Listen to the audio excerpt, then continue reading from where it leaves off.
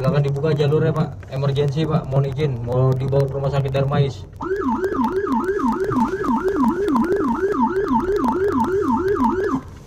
Ya, mobil Avanza geser ke kanan dulu Pak, mohon izin emergensi Pak, mau ke rumah sakit Darmais Pak. Menggunakan pengeras suara dan nyala sirine, petugas patroli jalan raya PJR Ditlantas Polda Metro Jaya berusaha meminta para pengendara membuka jalan karena petugas membawa penumpang wanita yang sedang kritis.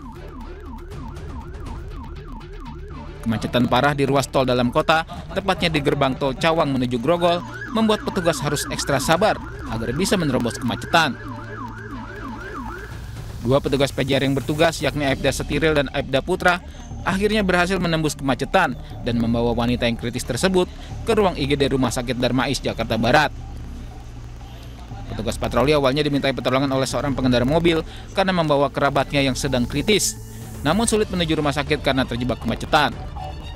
Pukul 11, tepatnya di gerbang tol Cawang, dua personil Satuan PJR Ditlantas Polda Metro Jaya yang saat itu sedang melaksanakan penjagaan dan pengaturan lalu lintas itu kemudian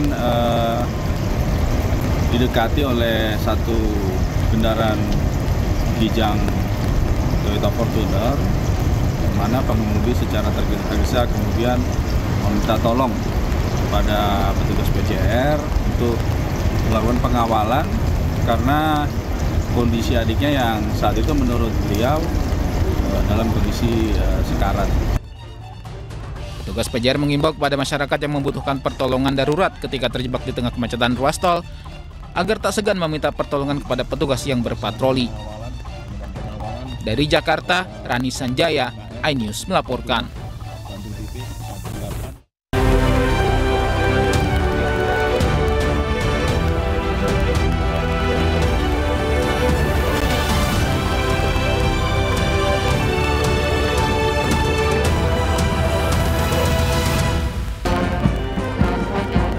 Tiba di istana, Presiden Prancis Emmanuel Macron disambut Presiden Prabowo dan diiringi pasukan berkuda serta lambaian ratusan pelajar.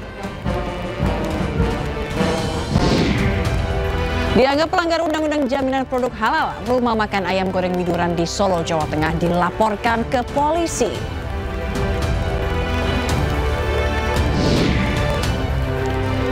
Cuaca saat wukuf di Arafah di puncak ibadah haji diperkirakan mencapai 50 derajat Celcius. Jemaah calon haji diimbau waspada paparan panas ekstrim.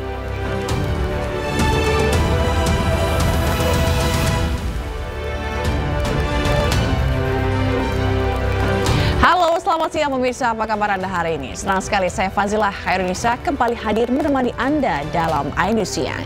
Dan selain 3 berita utama tadi, iNews Siang juga akan menyuguhkan beragam informasi penting lainnya. Dan iNews Siang ini kami awali dari Presiden Prabowo Subianto menyambut kedatangan Presiden Prancis Emmanuel Macron di Istana Merdeka, Jakarta.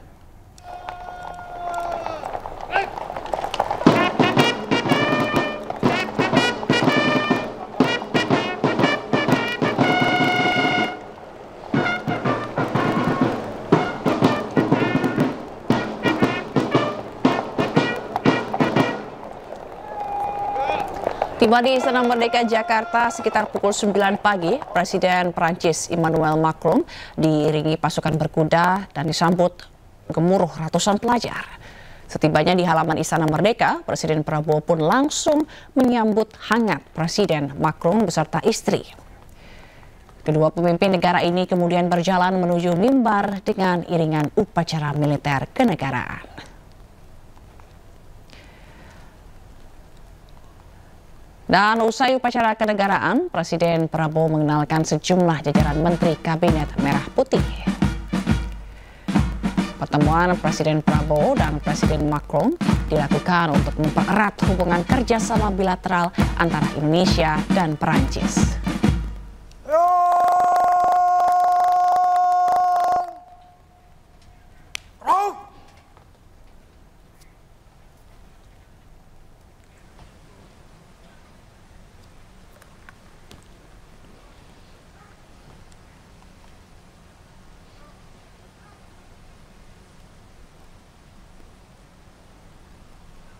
Hormat senjata!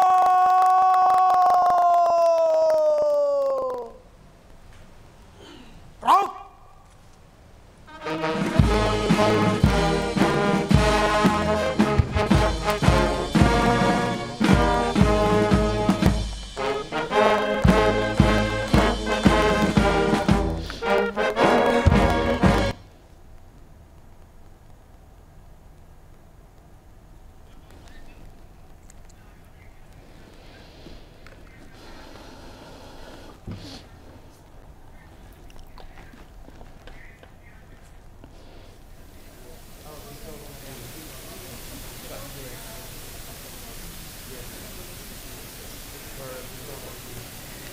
Baik pemirsa, saat ini ialah suasana terkini di dalam Istana Kepresidenan Jakarta, di mana pertemuan bilateral antara kedua negara yaitu Indonesia dan Prancis ini telah dilakukan. Tadi usai penyambutan dengan upacara militer yang dilakukan pada pukul 9 pagi tadi, di mana Presiden Republik Indonesia dan juga Presiden Prancis melakukan pertemuan bilateral didampingi oleh para delegasi dan juga sejumlah menteri mereka.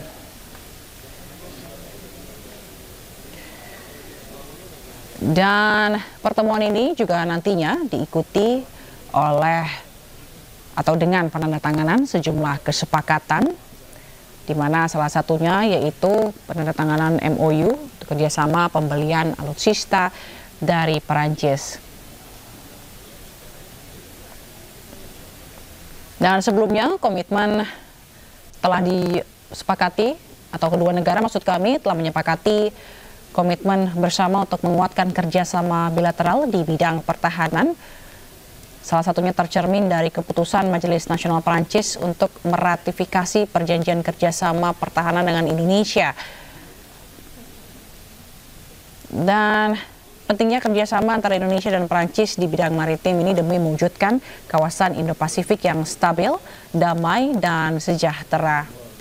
Dan Indonesia juga melihat bahwa latihan militer bersama di kawasan Indo-Pasifik yang melibatkan Angkatan Laut Prancis dan sejumlah negara Indo-Pasifik merupakan inisiatif yang patut disambut baik.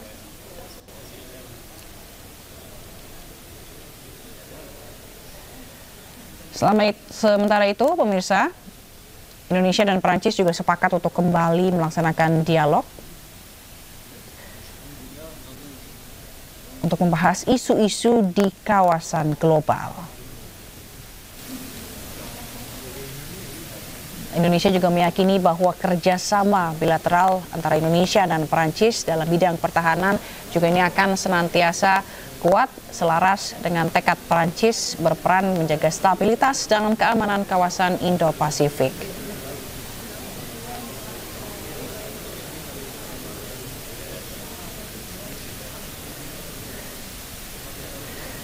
Sementara itu sebelumnya Menteri Luar Negeri atau Menteri Eropa dan Luar Negeri Prancis, Jean-Noël Barrot,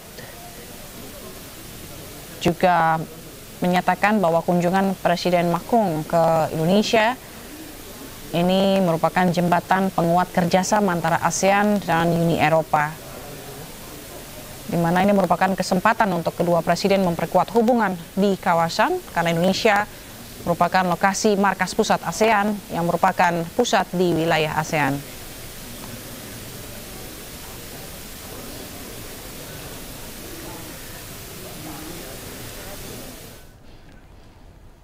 Dan untuk mengetahui informasi terkini, kita akan bergabung dengan rekan Galuh Pandu di Istana Merdeka, Jakarta. Selamat siang, Galuh. Apakah pertemuan bilateral antara Presiden Prabowo Subianto dan Emmanuel Macron ini masih berlangsung?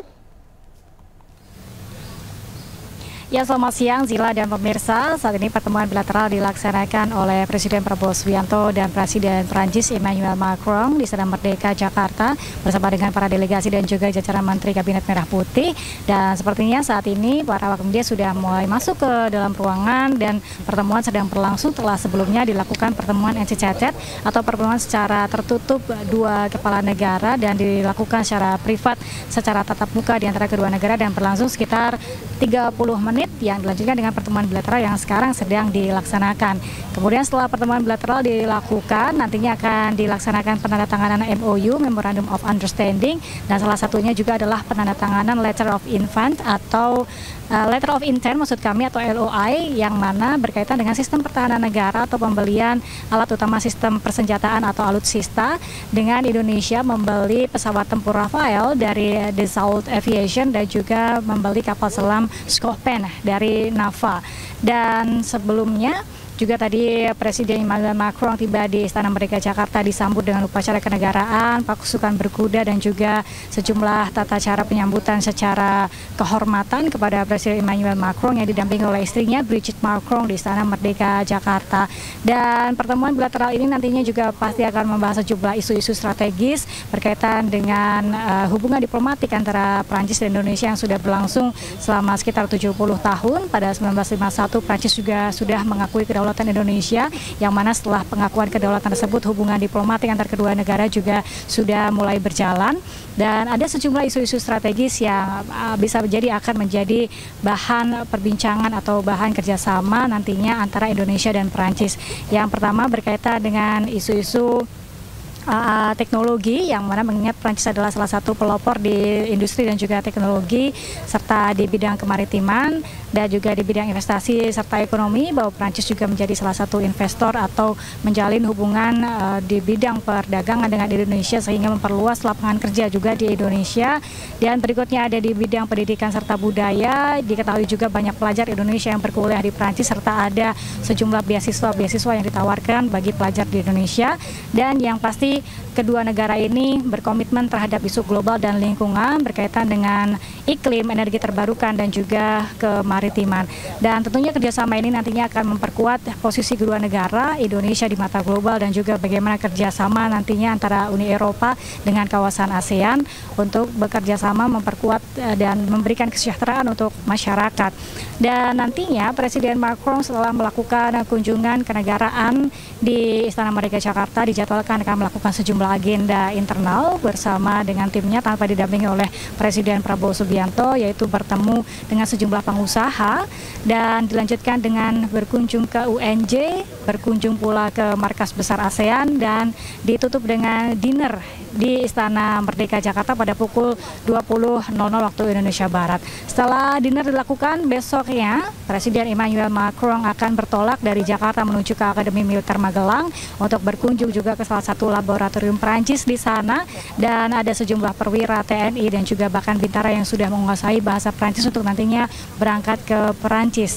Dan di Magelang nantinya Presiden Emmanuel Macron juga berencana akan mengunjungi ke salah satu keajaiban dunia, yaitu Borobudur.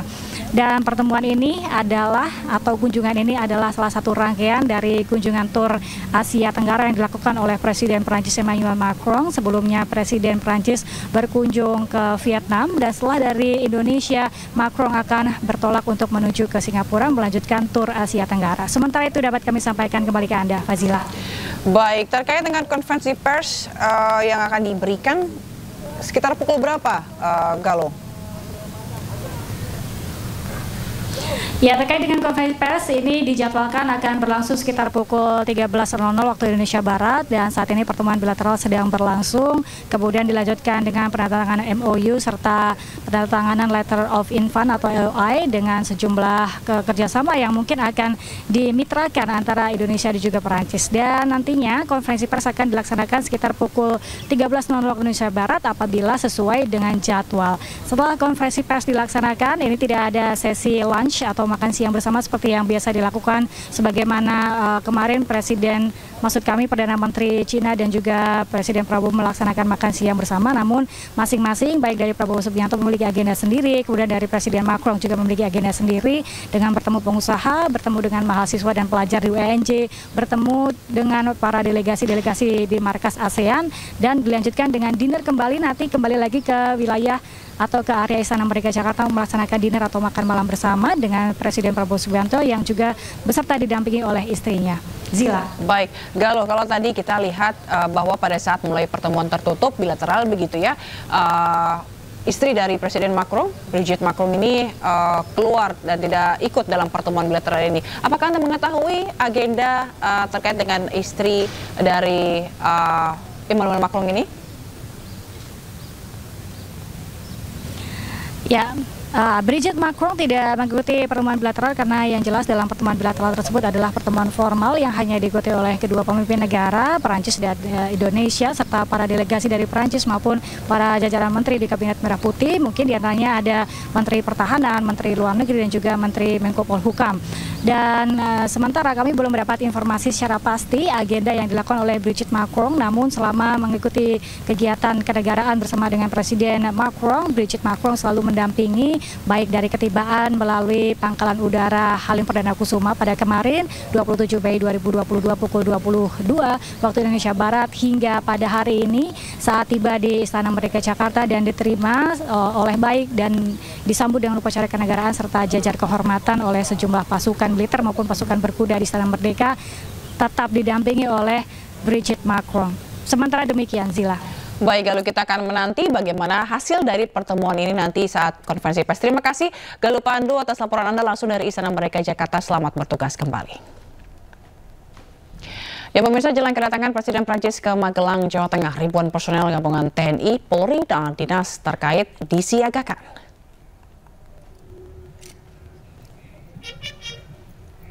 Gelar pasukan diadakan di lapangan Rindam 4 di Ponegoro, Kota Magelang. Apel gelar pasukan ini bagian dari pengamanan tamu VVIP, yakni Presiden Prancis Emmanuel Macron dan Ibu Negara Brigitte serta Presiden Prabowo Subianto.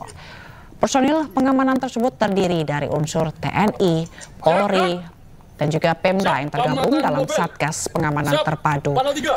Apel gelar pasukan menjadi salah satu bentuk kesiapan mereka dan memastikan seluruh rangkaian kegiatan kenegaraan berjalan aman dan lancar. Siap, dan ring 3. Dan pamring 3. Anggota siapa? Dan untuk mengetahui situasi terkini di kawasan Candi Borobudur Magelang, kita akan bergabung dengan jurnalis iNews Puji Hartono. Selamat siang Puji, apakah sudah terlihat atau bagaimana persiapan di sana, seberapa jauh persiapan di sana untuk menyambut kedatangan dari Presiden Prancis besok? Ya, jelas saat ini saya berada di Kompleks Candi Borobudur, di mana nantinya besok ini Presiden Macron beserta istri dan didampingi Prabowo akan mengunjungi Borobudur pada siang harinya. Tapi sebelum itu tamu VVIP Presiden Prancis ini akan mengunjungi akademi militer yang berada di Kota Magelang. Untuk kesiapan sendiri di Candi Borobudur siap dikunjungi untuk tamu VVIP Presiden Prancis. Dila. Untuk penutupan dari kawasan Candi Borobudur sendiri, apakah sudah dilakukan mulai saat ini atau baru besok menjelang kedatangan? Ya, dari pantauan yang saya dapat dan saya datang hari ini, untuk wisatawan masih bisa berkunjung ke Candi Borobudur di Yuna 2 ya khususnya ya. Sementara itu untuk besok sendiri Candi Borobudur akan ditutup mengingat ada tamu kendaraan VVIP yaitu Presiden Macron beserta istri dan didampingi Prabowo, sehingga disterilisasi untuk wisatawan sehingga tidak bisa dikunjungi untuk wisatawan untuk besok sendiri. Ya. Baik, berdasarkan laporan yang Anda dapatkan, kapan atau pukul berapa rencananya Presiden Macron dan juga Presiden Prabowo ini akan tiba di Candi Borobudur besok? Ya, informasi yang saya dapat kurang lebih sekitar pukul 2 siang mereka akan mengunjungi Candi Borobudur dan berkunjung untuk mengelilingi dan hingga sampai ke puncak Candi Borobudur. Gila. Puji, selain stairlift atau chairlift yang telah dipersiapkan begitu ya dalam hal ini, apakah ada hal lain yang atau persiapan khusus yang dilakukan terkait dengan kunjungan kenegaraan ini? Ya, untuk akses kita sendiri untuk media dibatasi ya, sehingga kita tidak bisa memantau secara jelas di zona 1 sendiri fasilitas apa aja selain lift itu. Tapi dari Yuna 2 sendiri sejak kemarin sudah dipersiapkan berbagai seperti bendera merah putih, bendera Prancis dan beberapa fasilitas untuk yang digunakan nantinya untuk keperluan tamu VVIP Presiden Prancis dan istri Presiden Prancis. Baik, kita akan lihat bagaimana besok ya kunjungan ke sana dan semoga berjalan dengan lancar. Terima kasih Pujiartanto melaporkan langsung dari kawasan Candi Borobudur, Magelang, Jawa Tengah. Selamat bertugas kembali. Ya pemirsa, sebelumnya Presiden Prancis Emmanuel Macron tiba di Jakarta pada Selasa malam melalui Bandara Halim Perdana Kusuma. Kedatangannya disambut Menteri Pertahanan Syafri Samsudin hingga Menteri Luar Negeri Sugiono. Presiden Prancis Emmanuel Macron bersama Ibu Negara Brigitte Macron tampak mesra saat tiba di Jakarta. Berbeda saat tiba di Vietnam, kali ini Macron bersama istri Brigitte Macron bergandengan tangan ketika turun dari pesawat. Momen ini menarik perhatian pemirsa mengingat Macron sedang menjadi pembicaraan publik usai tertangkap kamera mendapatkan toyoran dari sang istri ketika tiba di Vietnam. Dan kedatangan Macron merupakan kunjungan kenegaraan usai Presiden Prancis melakukan lawatan ke Vietnam.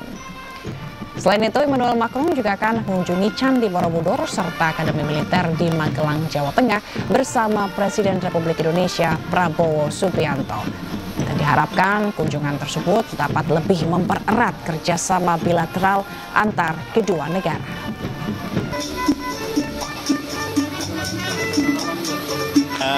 I'm very excited to be here because you have such a beautiful country.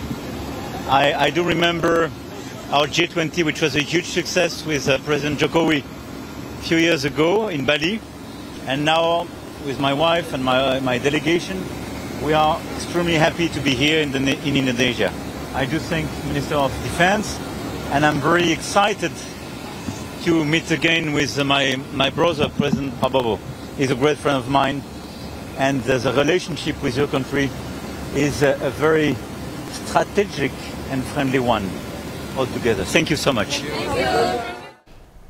Dianggap pelanggar Undang-Undang Jaminan Produk Halal, rumah makan ayam goreng Widuran di Solo, Jawa Tengah dilaporkan ke polisi. Selengkapnya sesaat lagi, tetaplah di Ayu Siang.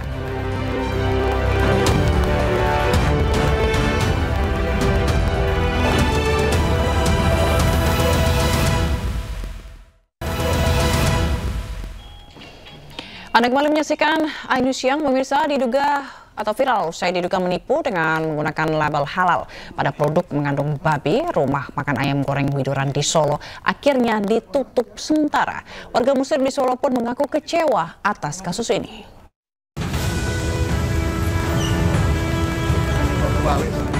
Viral karena diduga melakukan penipuan dengan mengklaim berbagai produk halal, rumah makan legendaris ayam goreng Widuran di Solo, Jawa Tengah disidak Wali Kota Solo, Respati Ardi.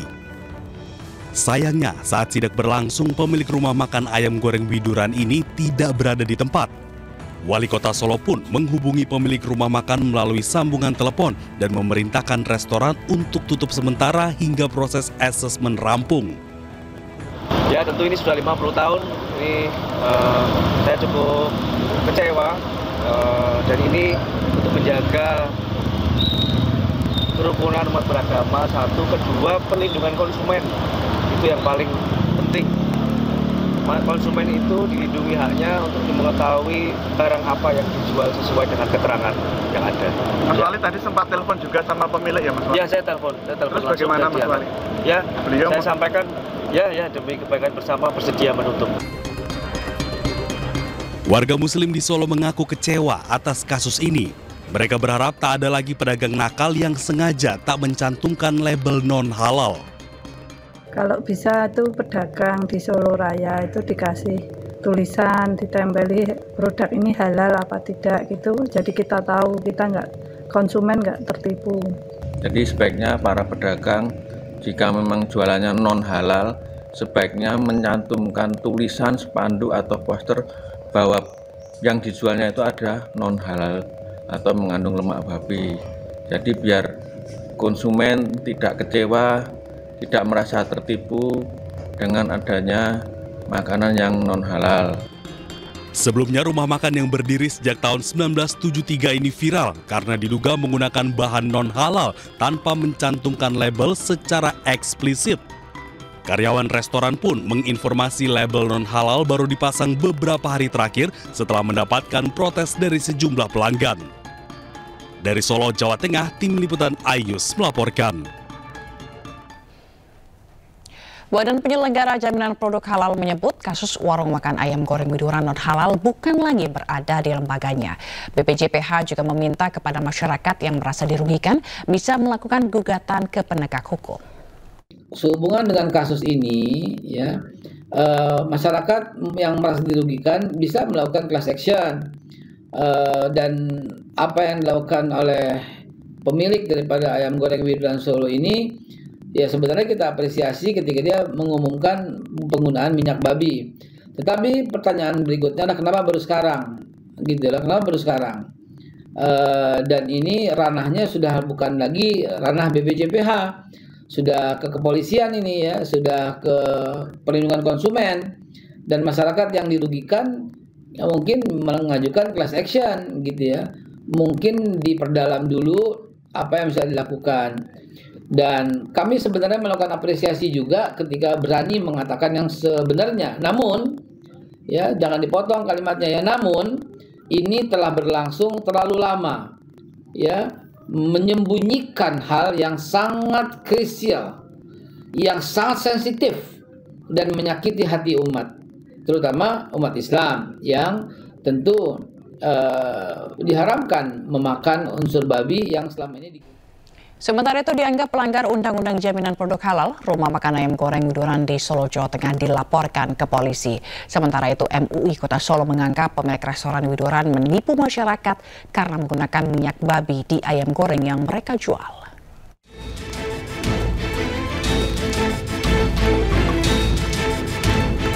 Rumah makan ayam goreng Widuran di Solo, Jawa Tengah dilaporkan ke polisi. Mereka dianggap melanggar beberapa peraturan, yakni Undang-Undang Jaminan Produk Halal dan Undang-Undang Perlindungan Konsumen. Karenanya, warung ini dianggap menipu publik terkait kandungan makanan non-halal. Menurut Humas DSKS, Endro Sudarsono, laporan Muhammad Burhanuddin tidak berasal dari konsumen langsung, namun didasarkan pada sejumlah kesaksian masyarakat yang merasa tertipu. Endro merinci, tidak adanya keterangan sejak awal bahwa produk ini mengandung bahan non-halal. Ini merugikan konsumen muslim yang memiliki hak atas informasi produk.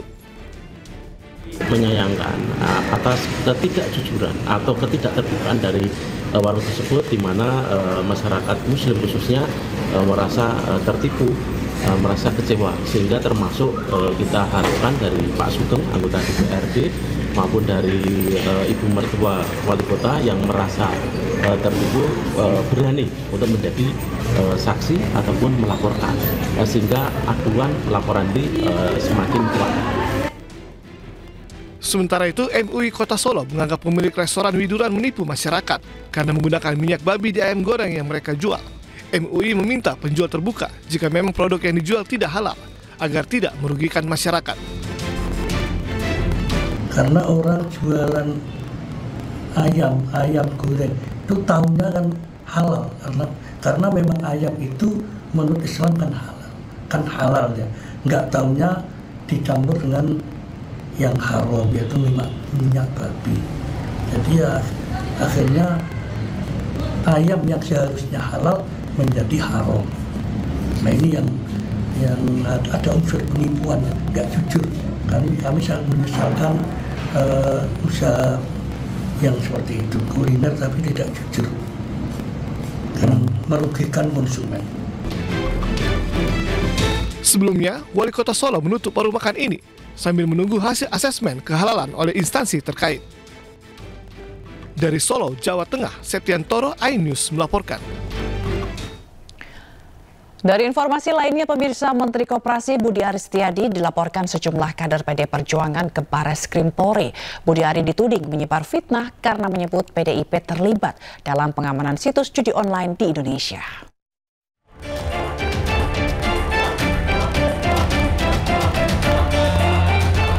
Menteri Koperasi sekaligus mantan Menkominfo Budi Aris Setiadi dilaporkan ke Barreskrim Polri.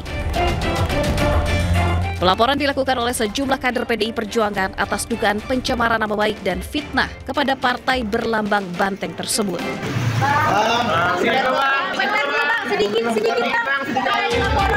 Budi Ari dituding menyebar fitnah tak berdasar karena menyebut PDIP terlibat penjagaan situs judi online. Kedelapan kader PDIP yang membuat laporan juga membawa barang bukti berupa video utuh dan rekaman pembicaraan saat Budi Ari menyebut PDIP terlibat kasus judi online. Bukti-bukti yang bisa kami sampaikan adalah ada video yang utuh, ada video, ada rekaman yang utuh, pembicaraan yang Budi Ari dengan salah satu dari media juga. Nah, dari situ kami membuat laporan. Ya. Kami ini sebagai kader PDI Perjuangan ya merasa tersakiti atas pernyataan ya yang disampaikan oleh Budi Ari yang menuduh katanya PDI Perjuangan yang main ini semua dan Bapak Budi Gunawan. Nah, ini kami PDI Perjuangan, kader PDI Perjuangan, kami merasa bahwa apa yang disampaikan itu adalah fitnah yang mungkin menurut teman-teman juga akan menjadi sesuatu hal yang menyakiti, gitu ya. Ketua PDIP Perjuangan Puan Maharani juga ikut bersuara atas dugaan keterlibatan partai yang disebut-sebut oleh Budi Ari. Puan meminta Budi Ari untuk tidak berspekulasi dalam kasus judi online yang menyeret namanya dan melakukan klarifikasi atas pernyataan yang menuduh PDIP. Untuk menghindari fitnah, jadi Pak Menteri tolong untuk mengklarifikasi hal tersebut, jangan kemudian bicara sembarangan, tolong klarifikasi. Merasa dikambing hitamkan nggak sih Mbak PDIP? Jangan berspekulasi tapi tolong klarifikasi. Nama Budi Ari Setiadi sebelumnya disebut-sebut dalam dakwaan jaksa penuntut umum di sidang kasus dugaan judi online. Dalam dakwaan jaksa, Budi Ari diduga menerima komisi sebesar 50% untuk memastikan keamanan situs judi online yang beredar di Indonesia. Tim Liputan iNews melaporkan. Sebelumnya mantan Menkominfo Budi Ari Setiadi disebut-sebut terima komisi 50% dalam praktik website judi online. Namanya muncul dalam dakwaan jaksa di sidang kasus judi online Kemenkom Digi. Gusti Allah boten sare. Nama Budi Ari Setiadi disebut-sebut dalam dakwaan jaksa penuntut umum di sidang kasus dugaan judi online di Pengadilan Negeri Jakarta Selatan Rabu 14 Mei 2025. Dalam dakwaan jaksa, Budi Ari diduga menerima sebesar 50% dari seluruh website judi online yang dijaga. Uang ini untuk memastikan agar laman ilegalnya tidak diblokir oleh Kemenkom Digi yang saat itu dipimpin oleh Budi Ari Setiadi. Tetapi sekali lagi bahwa penuntut umum dalam surat dakwaannya itu ya bahwa ada pihak-pihak yang disebut di situ, tentu itu didasarkan pada adanya fakta itu di dalam berkas perkara. Sebelumnya, Budi Ari pernah diperiksa Barreskrim Polri pada 19 Desember 2024 yang lalu. Budi diperiksa sebagai saksi dan meminta semua pihak untuk berhenti memfitnah bahwa ia bersalah. Bahkan, Budi Ari enggan merespon pertanyaan awak media dengan menyebut Tuhan tidak tidur dalam bahasa Jawa, yakni Gusti Allah boten sare. Nanti aja, enggak. Nanti ketenggelam. Gusti Allah boten sare, Tuhan tidak pernah tidur. Selesai. Sebelumnya polisi berhasil membongkar kasus judi online yang melibatkan 11 orang pegawai aktif Kementerian Komunikasi dan Digital. Sidang perkara Komdigi sendiri sudah digelar pada Rabu 14 Mei 2025 lalu dengan agenda pembacaan dakwaan atas 4 orang terdakwa. Hingga kini ada 3 orang yang masih buron dalam kasus ini. Tim Liputan iNews melaporkan. Roy Suryo dan kawan-kawan ragukan hasil pemeriksaan terkait keabsahan ijazah Joko Widodo karena metode yang digunakan Barreskrim dituding tidak transparan. Selengkapnya sesaat lagi.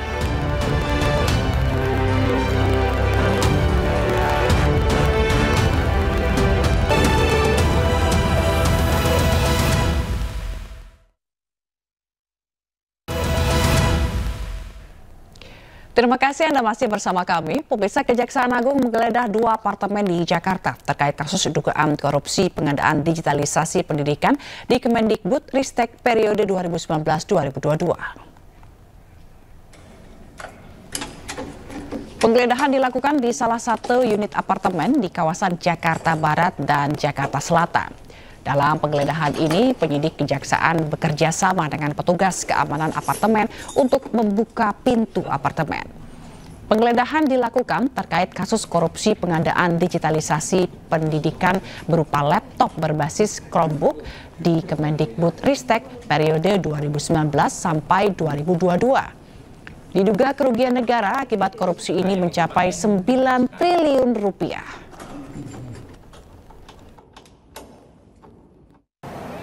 Terhadap perkara ini sudah dinaikkan statusnya menjadi penyidikan. Ya, tentu penyidikan ini menjadi serangkaian upaya dari penyidik untuk membuat terang ya tindak pidana ini dan menemukan tersangkanya. Ya, nah kalau kita lihat dari sisi tempusnya itu di antara waktu 2019 sampai 2022 ya. Nah, terkait dengan pengadaan Chromebook ya yang nilainya anggarannya sekitar 9,9 triliun lebih ya, hampir 10. Ahli digital forensik Rismon Hasiholan Sianipar memenuhi panggilan sebagai saksi terkait kasus tuduhan ijazah palsu Presiden ke-7 RI Joko Widodo. Mohon doanya ya buat Pak Rismon ya semuanya. Dalam pemeriksaan, Rismon dicecar 97 pertanyaan, salah satunya mengenai metode ilmiah yang dikajinya. Meski begitu, Rismon mengaku ada sejumlah pertanyaan yang tidak mau dijawabnya. Rismon menekankan materi klarifikasi hanya terkait dengan metode ilmiah yang digunakan untuk menganalisis lembar pengesahan dan skripsi Presiden ke-7 RI Joko Widodo. Banyak 97 pertanyaan dengan pasal-pasal 310, 311 berkaitan dengan pencemaran nama baik dan fitnah, dan 6 pasal berkaitan dengan ITE. Jadi ini memang pasalnya panjang, banyak sekali, melebihi pasal-pasal untuk bahkan untuk koruptor, ya kan? Saya tadi ditanyakan sejumlah pertanyaan yang berkaitan dengan metode-metode ilmiah yang saya kaji, tetapi ada sejumlah jawaban, sejumlah pertanyaan yang saya tidak berkenan untuk saya jawab, ya karena itu berkaitan nanti dengan hal-hal teknis, bagaimana saya mengkaji secara ilmiah apa yang saya teliti berkaitan dengan ijazah, lembar pengesahan Pak Joko Widodo yang kami dapatkan langsung dari UGM maupun dari ijazah yang diupload oleh saudara. Jadi sesuai dengan diminta untuk klarifikasi, dari 97 pertanyaan banyak yang di default tadi, jadi kita nggak jawab karena nggak ada hubungan dengan pemanggilan, jadi keanehan gitu. Klarifikasi tapi ditanya yang lain-lain yang tidak ada sesuai dengan. Sementara itu, Roy Suryo CS melakukan hasil pemeriksaan Bareskrim Polri terkait keabsahan ijazah Joko Widodo. Metode yang digunakan Bareskrim dituding tidak transparan. Dan prosedur penyelidikan perkara dugaan pidana pemalsuan ijazah saudara Joko Widodo dilaksanakan secara tidak transparan. Roy Suryo bersama tim pembela ulama dan aktivis menolak keputusan Bareskrim yang menghentikan penyelidikan kasus ijazah Presiden ke-7 Republik Indonesia, Joko Widodo. Bukan tanpa alasan, Roy Suryo CS curiga dengan metode yang digunakan Bareskrim dalam memeriksa ijazah Joko Widodo. Penyelidikan tersebut diklaim tidak transparan, sepihak, dan tanpa melibatkan peran serta masyarakat.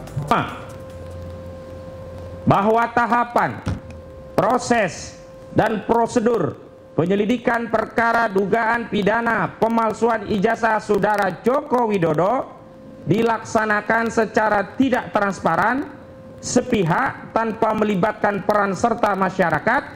Padahal penyelidikan perkara dugaan pidana pemalsuan ijazah saudara Joko Widodo bermula dari adanya aduan masyarakat atau DUMAS yang dilakukan oleh Dr. Egy Sujana SHMSI dari tim pembela ulama dan aktivis atau TPUA. Kedua, bahwa pengumuman hasil penyelidikan perkara dugaan pidana pemalsuan ijazah saudara Joko Widodo yang pada pokoknya menyatakan ijazah yang dimiliki Saudara Joko Widodo identik dan penyelidikan perkara dugaan tindak pidana pemalsuan ijazah Saudara Joko Widodo dihentikan tidak sesuai dengan tahapan, proses dan prosedur penanganan perkara pidana dengan pendekatan Scientific Crime Investigation atau SCI yang selama ini menjadi acuan Kapolri Jenderal Pol Listio Sigit Prabowo dalam menangani sejumlah perkara yang menyita perhatian publik. Pihak Roy Suryo meminta gelar perkara khusus kepada Bareskrim Polri karena metode yang digunakan oleh Bareskrim sebelumnya dinilai tidak sesuai prosedur dan tidak menggunakan metode Scientific Crime Investigation. Dari Jakarta, Tim Liputan iNews melaporkan. Pemirsa, Pitra Romadoni, praktisi hukum, menjanjikan Roy Suryo uang 10 juta rupiah jika bisa membuktikan ijazah Jokowi palsu. Dan berikut potongan dialog dengan rekan Aiman Wicaksono di program Rakyat Bersuara. Tadi kenapa saya tantang Mas Roy? Karena saya juga siapkan juga duit di sini 10 juta buat Mas Roy bisa membuktikan itu asli atau tidak.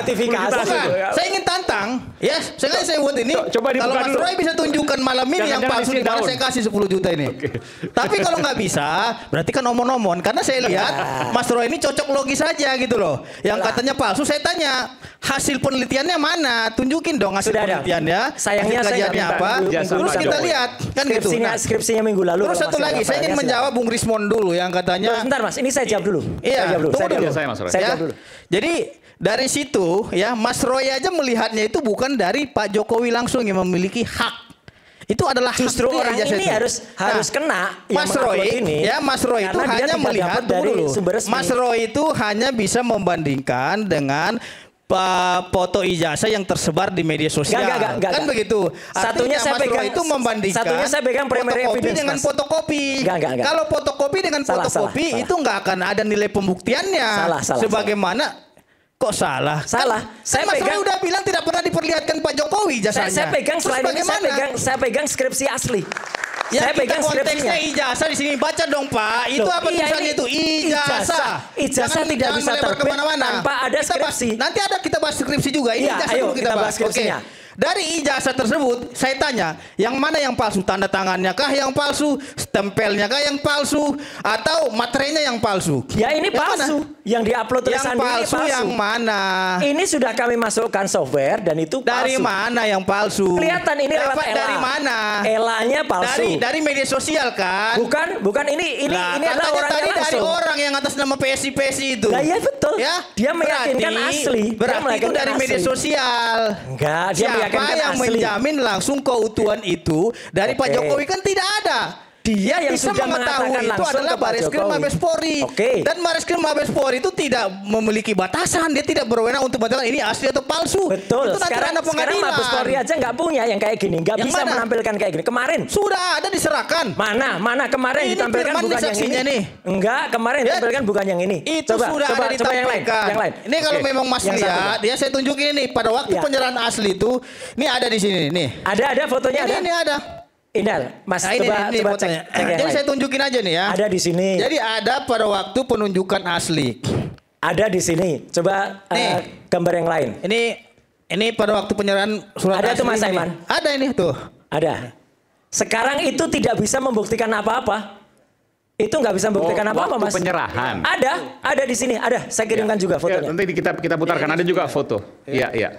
Coba artinya apa? Produser Mas, sekarang gantian saya tanya. Waktu penyerahan. Oke, waktu penyerahan yang ada gambar orang dari samping. Iya, saya udah kirimkan waktu itu. Iya. Artinya apa Mas Roy? Oke, silakan. Artinya Mas Roy sendiri tidak menerima yang aslinya. Bagaimana Mas Roy menyimpulkan? Sekarang gantian saya tanya. Pertanyaan saya begini. Kalau fotonya keluar kita tanya. Untuk memiliki nilai pembuktian yang akurat di dalam hukum. Mas, ya itu.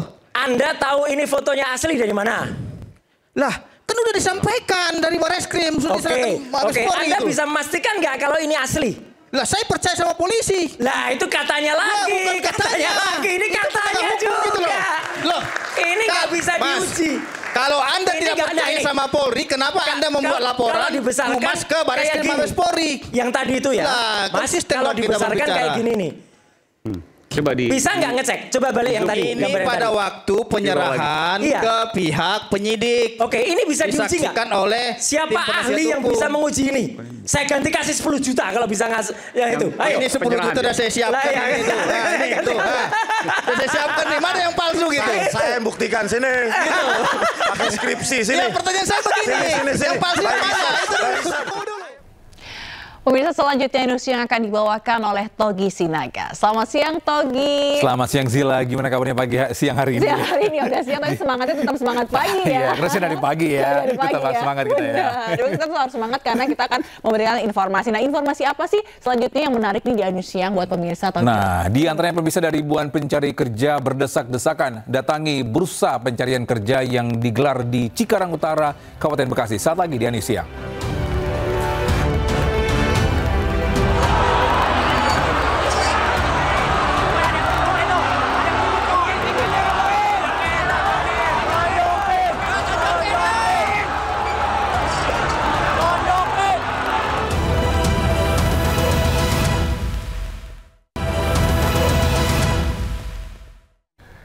Terima kasih masih bersama kami di iNews Siang. Dan pemirsa, kita akan langsung ke Istana Kepresidenan untuk menyaksikan agenda dari kedua negara, di mana Prabowo Subianto. Terima kasih, Yang Mulia. Mungkin saatnya media meninggalkan kita ya. Terima kasih. Media biar minum-minum dulu.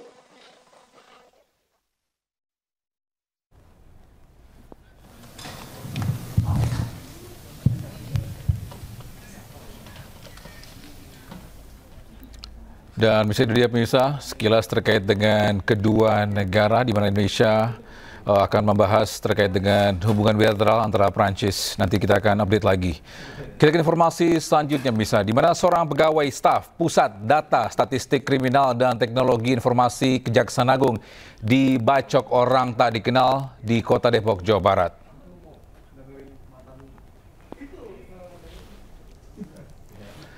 Aksi pembacokan pegawai Kejaksaan Agung oleh orang tak dikenal terjadi di kawasan Pengasinan, Sawangan, Kota Depok pada Sabtu dini hari. Akibat kejadian ini, korban mengalami luka di bagian tangan kanannya. Menurut kepolisian, peristiwa terjadi saat pelaku sedang berkendara pulang setelah bekerja. Di tengah perjalanan, motor korban tiba-tiba dipepet oleh dua orang berboncengan dari arah berlawanan dan langsung menyerang korban menggunakan senjata tajam. Polisi hingga kini masih memburu pelaku dengan memeriksa kamera pengawas dan saksi mata di sekitar lokasi.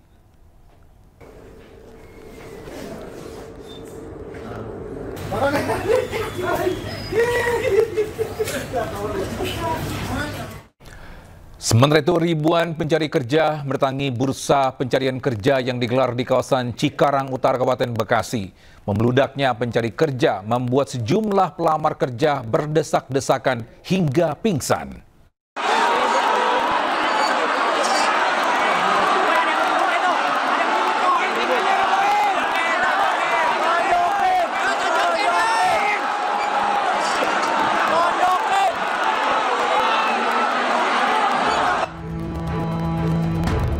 Ribuan pencari kerja saling berdesakan untuk memasukkan lamaran pekerjaan yang disediakan penyelenggara acara di depan gedung Presiden University yang berada di Jalan Kiai Haji Dewantara, Cikarang Utara, Kabupaten Bekasi, Jawa Barat, Selasa siang.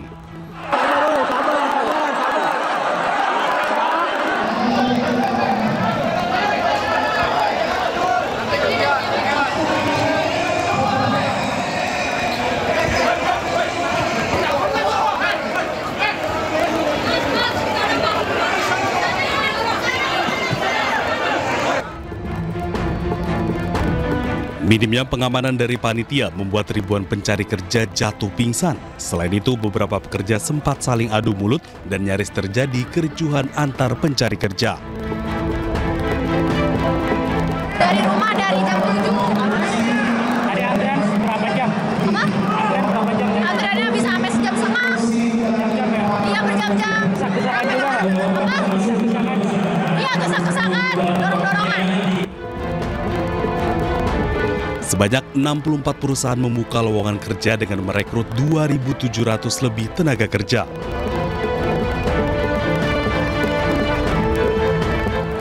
Tapi antusias ini untuk masyarakat Kabupaten Bekasi mendaftar untuk mendapatkan kerja.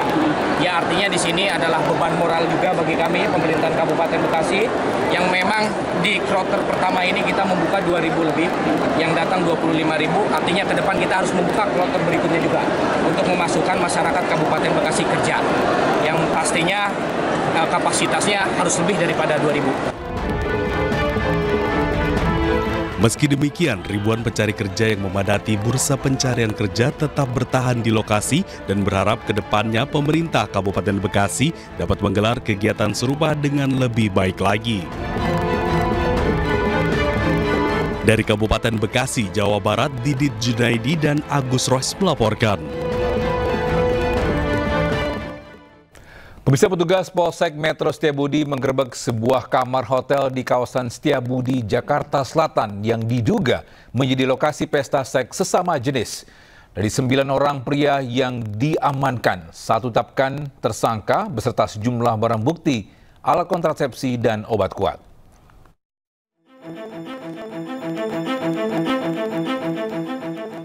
Polsek Metro Setiabudi menggerebek kamar hotel mewah di kawasan Setiabudi, Jakarta Selatan yang disewa seorang pria berinisial DRH alias K. 9 pria kedapatan berada dalam satu kamar sewa. Penggerebekan berdasarkan laporan warga yang curiga melihat adanya aktivitas sejumlah pria yang berada dalam satu kamar hotel. Hasil pemeriksaan diketahui pelaku memesan kamar hotel via aplikasi online untuk acara pesta ulang tahun teman dan disalahgunakan menjadi pesta seks sesama jenis. Dari lokasi, petugas menyita barang bukti mulai dari gel pelumas, kontrasepsi, pakaian dalam hingga obat kuat. Pelaku sebelumnya melakukan hubungan sejenis juga, dia juga sebagai fasilitator untuk para teman-temannya lockdown, awalnya orang lockdown. Namun sampai di tempat tersebut dia membiarkan saja apapun, silahkan, yang penting bisa. Dari 9 pria yang diamankan, polisi menetapkan satu orang tersangka berinisial DRH alias K yang berperan sebagai inisiator pesta seks. Pelaku terancam dijerat pasal 33, Jungto pasal 7 Undang-Undang Pornografi dan pasal 296 KUHP tentang memudahkan perbuatan cabul. Dari Jakarta, Denhelmi Sajangbati, iNews melaporkan. Pemirsa, seorang wanita di Kabupaten Pasuruan, Jawa Timur diduga terkena peluru nyasar. Akibatnya korban mengalami luka di kaki kiri dan langsung dibawa ke rumah sakit terdekat.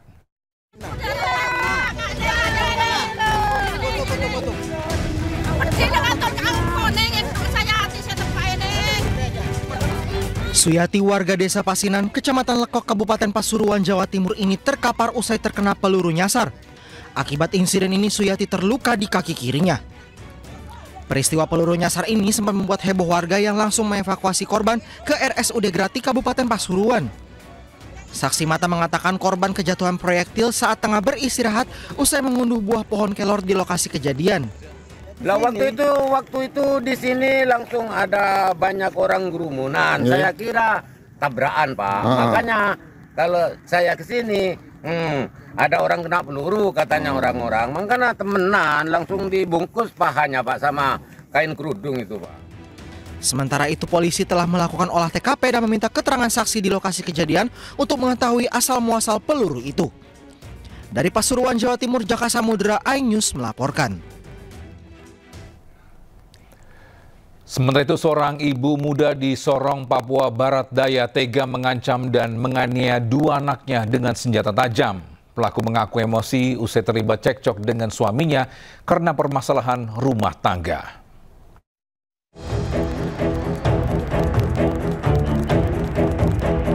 Video yang menunjukkan aksi kekerasan seorang ibu kepada 2 anaknya yang masih balita viral di media sosial. Pelaku diduga mengancam 2 anak kandungnya sendiri dengan menggunakan sebilah parang. Tidak hanya itu, pelaku juga menganiaya anak laki-lakinya hingga bersimbah darah. Diduga peristiwa keji tersebut terjadi di sebuah kamar kos di Jalan Suteja, Kota Sorong, Papua Barat Daya. Usai menerima laporan dari warga, polisi langsung menangkap pelaku. Dari hasil pemeriksaan, kejadian bermula ketika pelaku dengan suaminya bertengkar karena dipicu masalah ekonomi. Si suami ini tidak berada di Sorong Kota, dia lagi kerja jadi supir Maybrat Sorong Kota, sehingga si ibunya ini melakukan ataupun memviralkan video yang berada di dalam rumahnya. Pelaku kini ditahan di Polresta Sorong Kota. Ia dijerat dengan pasal tentang perlindungan anak dengan ancaman hukuman maksimal 7 tahun penjara. Sementara kedua korban kini menjalani perawatan di rumah sakit.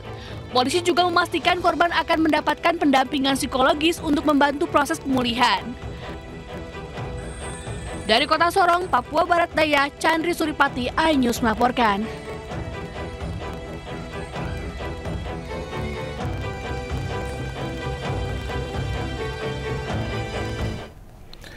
Kita ke informasi lain, pemirsa, seorang mahasiswa Universitas Gadjah Mada tewas ditabrak mobil mewah. Pengemudi atas nama Cristiano Tarigan yang juga mahasiswa UGM ditetapkan sebagai tersangka.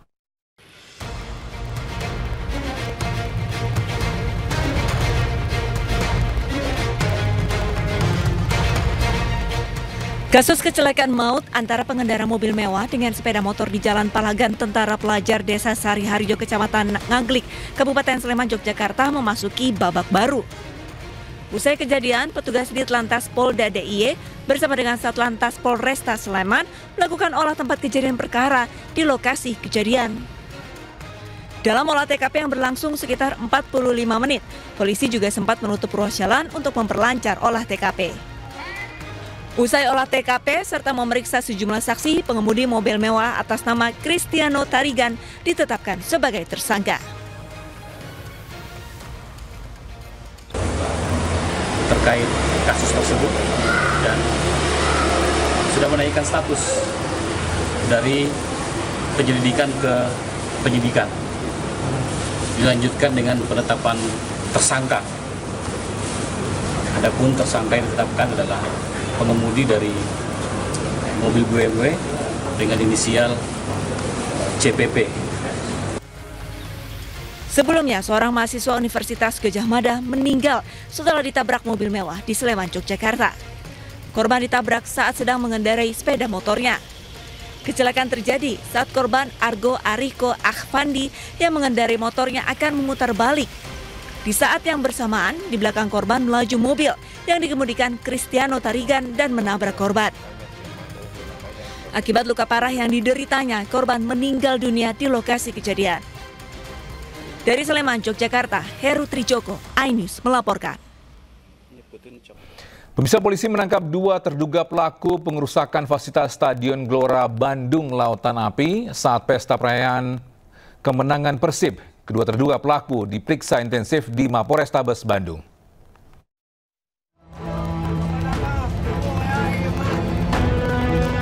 Polrestabes Bandung menangkap 2 terduga pengerusakan fasilitas Stadion Gelora Bandung Lautan Api saat pesta juara Persib akhir pekan kemarin.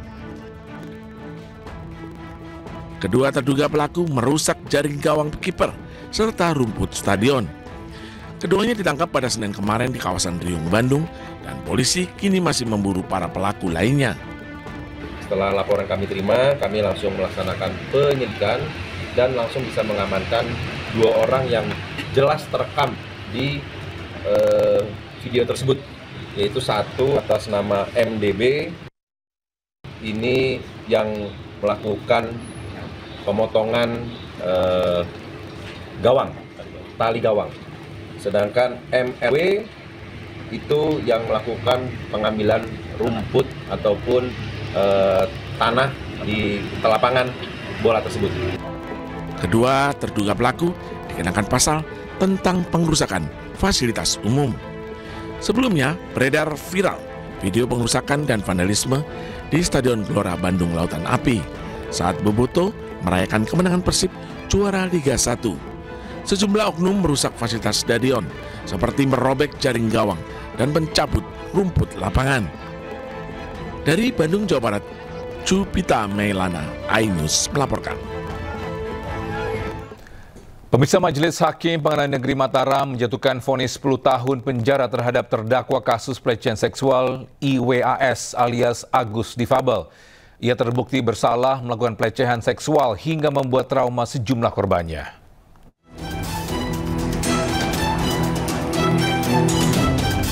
Majelis Hakim Pengadilan Negeri Mataram menjatuhkan vonis 10 tahun penjara terhadap IWAS alias Agus Buntung, terdakwa pelecehan seksual terhadap sejumlah mahasiswi di Kota Mataram. Vonis tersebut lebih rendah 2 tahun dari tuntutan jaksa penuntut umum, yakni 12 tahun penjara. Terdakwa dinyatakan bersalah karena perbuatannya melakukan pelecehan seksual terhadap lebih dari 1 korban dan mengakibatkan trauma pada korban. Yang intinya menyatakan terdakwa IWN Agus Wartama atau IWAS terbukti melakukan tindak pidana pencabulan lebih dari 1 kali, lebih dari 1 orang, dalam hukuman primer, dan menjatuhkan pidana kepada terdakwa dengan pidana penjara selama 10 tahun dan denda 100 juta rupiah dengan ketentuan apabila tidak dibayar diganti dengan denda kurungan selama 3 bulan. Sementara terkait vonis tersebut, tim kuasa hukum IWAS menyatakan pikir-pikir dahulu sebelum menempuh upaya hukum banding. Terkait dengan hak hukumnya, ya, terkait dengan pikir-pikir. Jadi ada tenggang waktu selama 7 hari secara hukum untuk melakukan upaya hukum banding. Ya, jadi Agus menyampaikan tadi pikir-pikir selama 7 hari ini. Tapi yang pasti tadi terdakwa menyampaikan kami akan mengajukan banding terhadap putusan Majelis Hakim. Pasca pembacaan vonis, terpidana IWAS langsung diamankan dan digiring petugas untuk kembali menjalani penahanan di Lapas Kuripan, Lombok Barat. Cuaca saat wukuf di Arafah di puncak ibadah haji diperkirakan mencapai 50 derajat Celcius. Jemaah calon haji dihimbau waspada paparan panas ekstrim. Informasi selengkapnya usai jeda. Tetaplah bersama kami.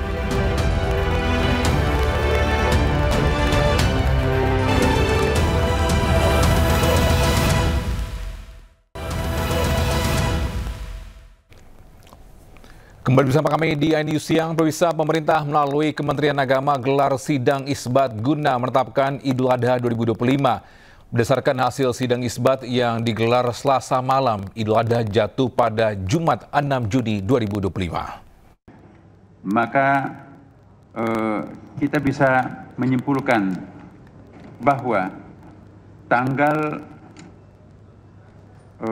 1 Zulhijjah jatuh pada hari Rabu tanggal 28 Mei 2025. Sehingga 10 Zulhijjah atau nanti Idul Adha bertepatan dengan hari Jumat tanggal 6 Juni 2025. Ya. Demikian hasil sidang isbat yang baru saja kita laksanakan dan disepakati bersama. Ya, sebelumnya pimpinan Pusat Muhammadiyah telah menetapkan Hari Raya Idul Adha jatuh pada Jumat 6 Juni 2025.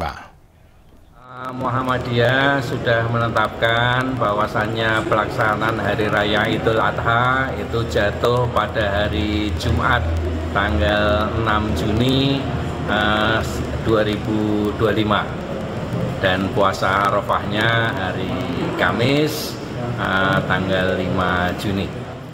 لبيك اللهم لبيك لبيك لا شريك لك لبيك إن الحمد والنعمة لك والملك لا شريك لك. Pemirsa, Raja Arab Saudi Salman bin Abdulaziz Al Saud mengundang secara khusus 40 warga negara Indonesia untuk ibadah haji. Undangan ini dimaksudkan untuk menjaga perdamaian dan solidaritas umat Islam di dunia. Duta Besar Arab Saudi untuk Indonesia Faisal Abdullah Al-Amudi menjelaskan para jemaah haji tamu Raja Salman adalah sosok pilihan yang mewakili kehormatan dan nilai-nilai persaudaraan umat Islam. Warga negara Indonesia penerima undangan haji khusus ini terdiri dari sejumlah tokoh masyarakat hingga pejabat pemerintahan seperti Menteri Koordinator Bidang Pemberdayaan Masyarakat Muhaimin Iskandar, Menteri Agama Nazaruddin Umar, dan Gubernur Jawa Timur Khofifah Indar Parawansa. Program tahunan ini bukan sekedar undangan biasa, melainkan bagian dari komitmen Kerajaan Arab Saudi dalam memperkuat pesan perdamaian dan solidaritas umat Islam dunia. أيها الأخوة والأخوات، إن هذا البرنامج المبارك ليس مجرد اصطلاح. Dan tentu hadirin sekalian bahwa program ini bukanlah sebuah program yang hanya untuk mendatangkan menjadi tamu semata. بل هو رسالة محبة وسلام. Namun memiliki makna atau risalah daripada pesan khusus tentang perdamaian. وحرص القيادة الرشيدة يحفظها الله على تيسير أداء الركن الخامس من أركان الإسلام. Dan juga sebagai komitmen dari pemerintah Kerajaan Arab Saudi untuk memberikan peran terbaik dalam rangka praktekkan salah satu pilar daripada rukun Islam yang kelima. لضيوف الرحمن بكل عناية واهتمام. Perhatian ini dikhususkan kepada para tamu Allah. Pemirsa, cuaca saat wukuf di Arafah dalam puncak ibadah haji tahun ini diperkirakan mencapai kisaran 50 derajat Celcius. Jemaah calon haji dihimbau tidak keluar dari tenda agar terhindar dari paparan panas ekstrim.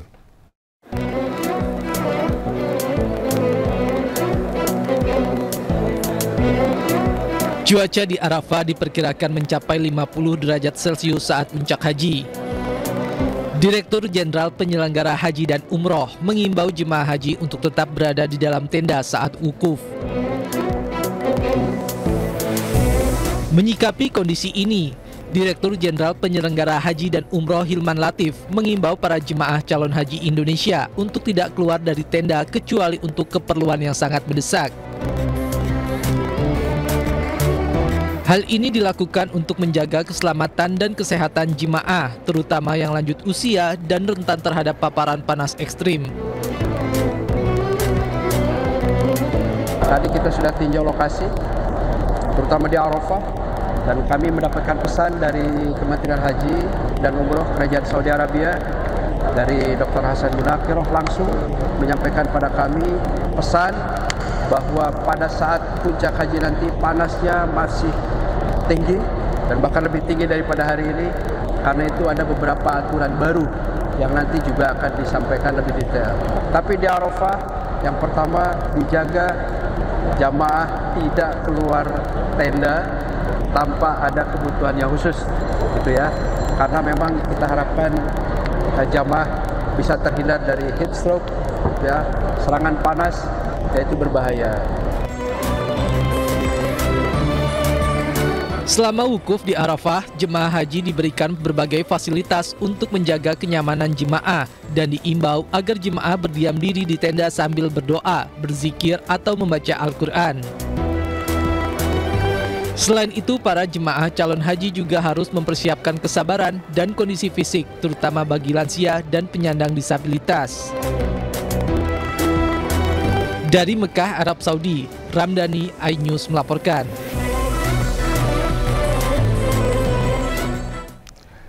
Dan bisa untuk mengetahui informasi terkini, kita sudah terhubung dengan jurnalis iNews, Ramdhani Bur di Jeddah, Arab Saudi. Assalamualaikum, Ramdhani.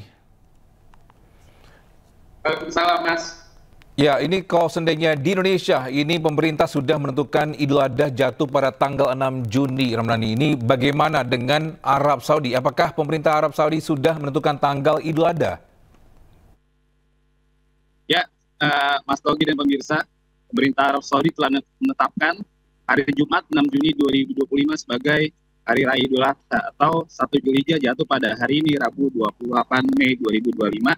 Dengan demikian, perayaan Idul Adha di Arab Saudi tahun ini bertepatan dengan tanggal yang telah ditetapkan oleh pemerintah Indonesia, yaitu tanggal 6 Juni 2025. Hal itu berarti jamaah haji Indonesia akan menjalani rangkaian puncak haji mulai 4 Juni 2025 dengan bergeser ke Arafah, kemudian dilanjutkan dengan wukuf di Arafah sendiri yang dilangsungkan pada Kamis 5 Juni 2025. Demikian, Mas. Baik, terkait dengan jumlah haji ini di seluruh dunia yang tiba di Mekah ini, ada Dan kapan gerbang menuju Mekah ini akan ditutup nantinya? Hingga saat ini belum tersedia data resmi memang mengenai jumlah haji dari seluruh dunia yang telah tiba di Mekah. Namun untuk berdasarkan pengalaman tahun-tahun sebelumnya, biasanya jumlah jamaah haji internasional melebihi 1,5 juta orang. Sebagai contoh, pada tahun 2025 jumlah jamaah haji internasional mencapai 1,8 juta, yang mana itu merupakan salah satu yang terbanyak sepanjang sejarah. Sementara itu, mengenai penutupan gerbang masuk ke Mekah, pemerintah Arab Saudi menetapkan Bandara Internasional King Abdul Aziz di Jeddah akan menutup kedatangan jamaah haji pada 31 Mei 2025 pukul 12 atau pukul 00 waktu Arab Saudi. Setelah tanggal tersebut, tidak ada lagi penerbangan yang membawa jamaah haji yang diizinkan masuk melalui bandara tersebut. Dengan demikian, seluruh jamaah haji internasional telah tiba di Arab Saudi sebelum penutupan gerbang pada 31 Mei untuk kemudian mempersiapkan diri mengikuti rangkaian ibadah haji yang puncaknya dimulai pada 4 Juni 2025 dengan pemberangkatan ke Arafah. Demikian, Mas Dodi. Baik, terkait dengan kartu nusuk ini, Ramdhani, bagaimana proses penyalurannya nanti? Apakah semua jemaah Indonesia sudah menerima kartu nusuk? Ya, hingga data hari ini, Rabu 28 Mei, waktu Indonesia Barat, dari 193.778 jamaah haji Indonesia yang telah tiba di Tanah Suci, 184.000 diantaranya, baik itu reguler maupun khusus, sudah menerima kartu nusuk. Distribusi kartu nusuk terus dikebut PP Arab Saudi dan Syarikat. Biasanya jamaah hanya perlu menunggu 1,24 jam baik di Arab Saudi untuk menerima kartu nusuk.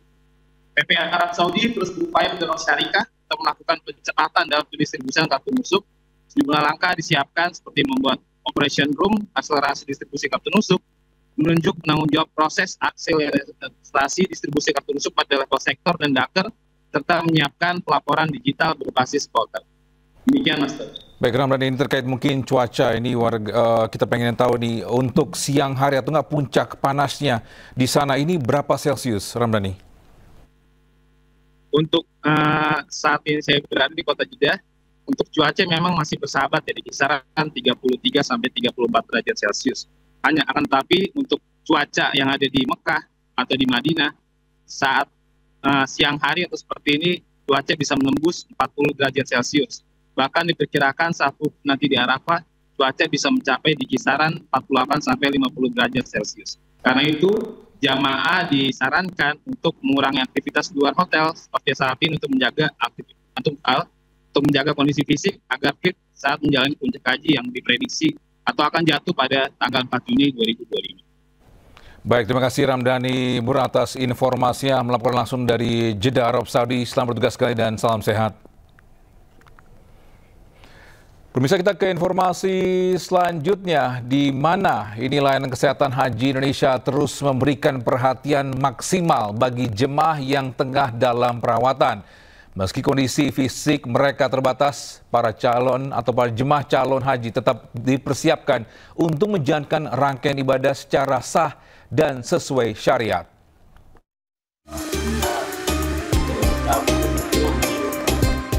Di Klinik Kesehatan Haji Indonesia, Daerah Kerja Madinah, para jemaah yang tengah dirawat tetap mendapatkan pendampingan dan persiapan untuk menunaikan ibadah haji. Meski dalam kondisi pemulihan, mereka dipastikan tetap menjalankan ibadah sesuai syariat. Diketahui, batas akhir pemindahan pasien ke Mekah ditetapkan hingga 31 Mei mendatang. Upaya perawatan guna mempersiapkan jemaah menghadapi puncak ibadah haji di Arafah, Musdalifah, dan Mina. Saat ini ada 14 jemaah dirawat di KKHI Madinah dan 35 lainnya di Rumah Sakit Arab Saudi. Sebagian besar jemaah menderita penyakit kronis seperti jantung, paru, diabetes, dan hipertensi. Jemaah yang kondisinya membaik akan dipindahkan secara bertahap ke Mekah. Mereka mempunyai penyakit penyerta yang dibawa dari tanah air, yang kencing manis, hipertensi. Kita upayakan sebelumnya jemaah haji sudah semuanya bisa dievakuasi ke Mekah. Insya Allah kita siap untuk melakukan pelayanan kesehatan di pos kesehatan di Mina. Sebanyak 70 personil medis dilibatkan beserta armada ambulans dan logistik kesehatan yang lengkap. semua langkah dilakukan untuk memastikan keselamatan dan kenyamanan jemaah, terutama menjelang wukuf di Arafah. Dari Madinah, Arab Saudi, Kiki Irfan melaporkan. لبيك اللهم لبيك لبيك لا شريك لك لبيك إن الحمد والنعمة لك والملك لا شريك لك. Kita ke informasi lain, pemirsa, sapi jumbo jenis simental dengan bobot 1 ton lebih dipilih menjadi sapi kurban Presiden Prabowo. Sapi ini dibeli dari sebuah peternakan di Gunung Putri, Bogor, Jawa Barat.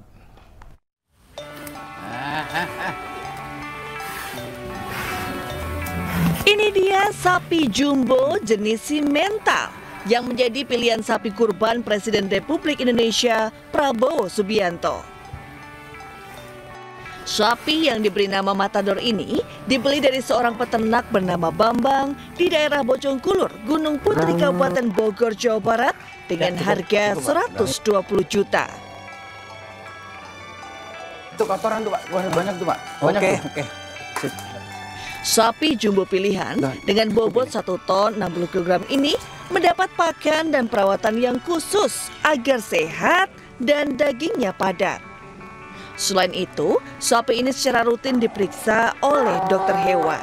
Pilihkan untuk ke Pak Presiden Prabowo ini, kita pilihkan benar-benar sapinya yang profesional. Kita pilihkan kesehatannya dan sapinya bulat, super, komplit, bertanduk, tinggi, panjang sapinya, Mas. Rencananya, sapi jumbo ini akan dikurbankan di kediaman Presiden Prabowo Subianto di daerah Bojongkoneng, Kabupaten Bogor. Dari Kabupaten Bogor, Jawa Barat, Cahya Supriyatna, iNews melaporkan. Misal Presiden Prabowo ini terima kunjungan Presiden Prancis di Istana Kepresidenan Jakarta. Kami akan hadirkan informasi lengkapnya usai jeda.